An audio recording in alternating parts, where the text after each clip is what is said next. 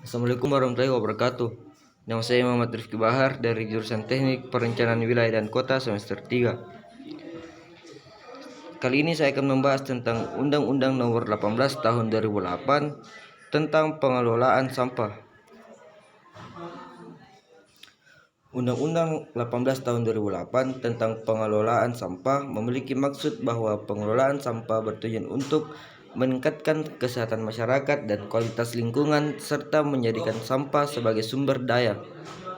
Undang-Undang Nomor 18 Tahun 2008 tentang pengelolaan sampah disahkan pada tanggal 7 Mei 2008 di Jakarta oleh Presiden Dr. Haji Susilo Bambang Yudhoyono.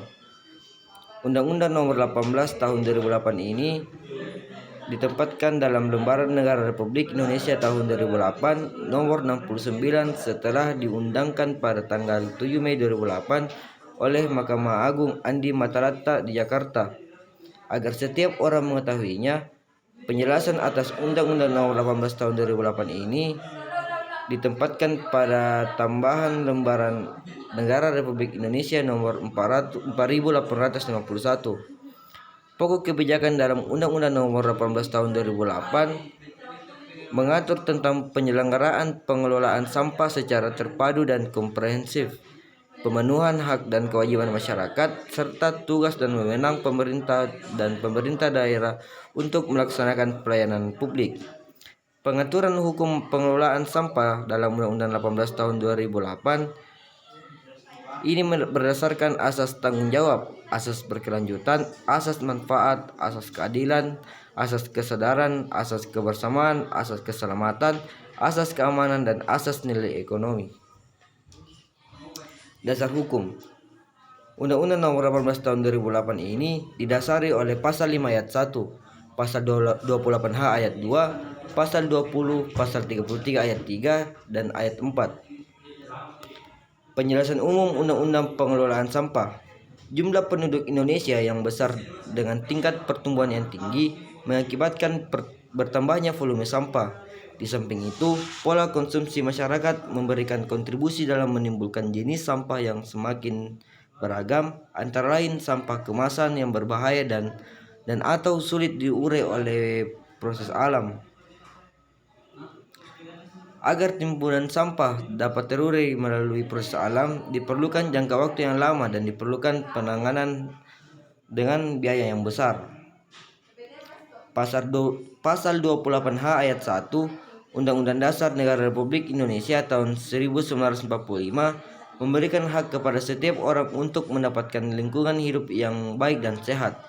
Amanat Undang-Undang Dasar tersebut memberikan konsekuensi bahwa pemerintah wajib memberikan pelayanan publik dalam pengelolaan sampah. Hal itu membawa konsekuensi hukum bahwa pemerintah merupakan pihak yang berwenang dan bertanggung jawab di bidang pengelolaan sampah meskipun secara operasional pengelolaannya dapat bermitra dengan badan usaha. Selain itu, organisasi persampahan dan kelompok masyarakat yang bergerak di bidang persampahan dapat juga diikuti serta dalam kegiatan pengelolaan sampah.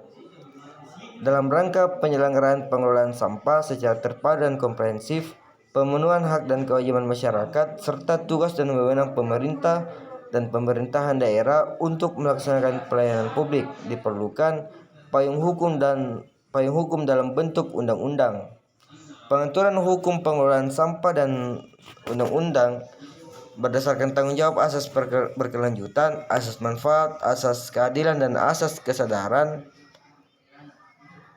serta asas nilai ekonomi.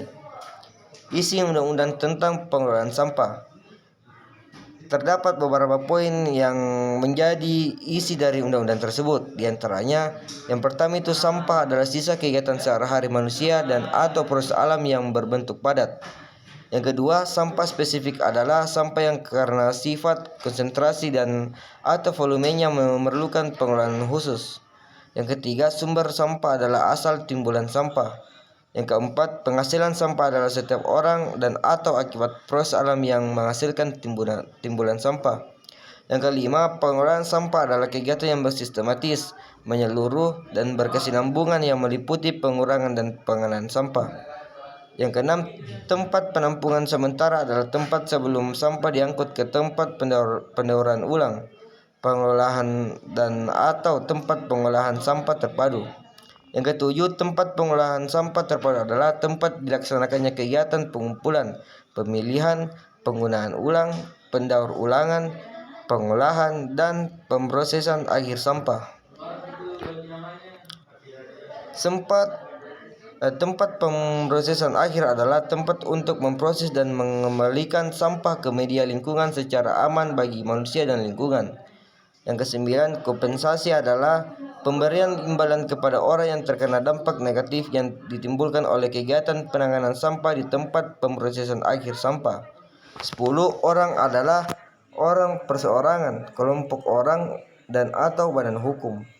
11. Sistem tanggap darurat adalah serangkaian kegiatan yang dilakukan dalam rangka pengendalian yang meliputi pencegahan dan penanggulangan kecelakaan akibat pengelolaan sampah yang tidak benar. 12. Pemerintah pusat yang selanjutnya disebut pemerintah adalah Presiden Republik Indonesia yang memegang kekuasaan pemerintahan Negara Republik Indonesia sebagaimana dimaksud dalam Undang-Undang Dasar Negara Republik Indonesia tahun 1945. Yang ketiga, pemerintah daerah adalah gubernur, bupati atau wali kota, dan perangkat daerah sebagai unsur penyelenggara pemerintah daerah. 14. Menteri adalah menteri yang menyelenggarakan urusan pemerintahan di bidang pengelolaan lingkungan hidup dan di bidang pemerintahan lain yang terkait. Isi undang-undang tentang pengelolaan sampah. Yang pertama, sampah yang dikelola berdasarkan undang-undang ini terdiri atas A. Sampah rumah tangga, B. Sampah sejenis sampah rumah tangga, dan C. Sampah spesifik. Yang kedua, sampah rumah tangga sebagaimana dimaksud pada ayat 1 huruf A berasal dari kegiatan sehari-hari dalam rumah tangga atau tidak termasuk tinja dan sampah spesifik. Yang ketiga, sampah sejenis sampah rumah tangga sebagaimana dimaksud pada ayat 1 huruf B berasal dari kawasan komersial, kawasan industri, kawasan khusus, fasilitas sosial, fasilitas umum, dan atau fasilitas lainnya. 4. Sampah spesifik sebagaimana dimaksud pada ayat 1 huruf C meliputi A. Sampah yang mengandung bahan berbahaya dan racun, B. Sampah yang mengandung limbah dan bahan berbahaya dan racun, C. Sampah yang timbul akibat bencana, D. Puing bongkaran bangunan, E. Sampah yang secara teknologi belum dapat diolah, dan atau sampah yang ditimbul secara tidak periodik. Tugas pemerintah dan pemerintahan daerah sebagaimana dimaksud dalam pasal 5 terdiri atas 1. Menumbuh kembangkan dan meningkatkan kesadaran masyarakat dalam pengelolaan sampah. 2. Melakukan penelitian dan pengembangan teknologi pengurangan dan penanganan sampah. 3. Memfasilitasi pengembangan dan melaksanakan upaya pengurangan, penanganan, dan pemanfaatan sampah.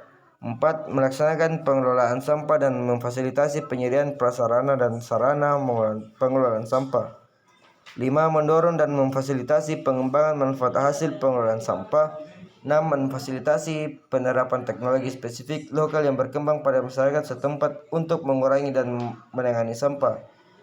7. Melakukan koordinasi antar lembaga pemerintahan, masyarakat, dan dunia usaha agar mendapat keterpaduan dalam pengelolaan sampah. Setiap orang berhak mendapatkan pelayanan dan pengelolaan sampah secara baik. Yang kedua, partisipasi dalam proses pengambilan keputusan, penyelenggaraan dan pengawasan di bidang pengelolaan sampah.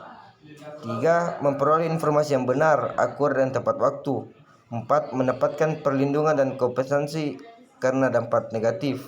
5. Memperoleh pembinaan agar dapat melaksanakan pengelolaan sampah secara baik dan berwawasan lingkungan. Pengurangan sampah dalam pasal 19 huruf A meliputi pembatasan timbulan sampah, mendaur ulang sampah, dan pemanfaatan kembali sampah. Kegiatan penanganan sampah dalam pasal 19 huruf B meliputi pemilahan, pengumpulan, pengangkutan, pengolahan, dan pemrosesan akhir sampah. Mungkin cukup sekian yang bisa saya paparkan. Apabila ada kekurangan mohon dimaafkan, dan kalau ada kelebihan itu datangnya dari Allah. Kurang lebihnya mohon dimaafkan. Assalamualaikum warahmatullahi wabarakatuh.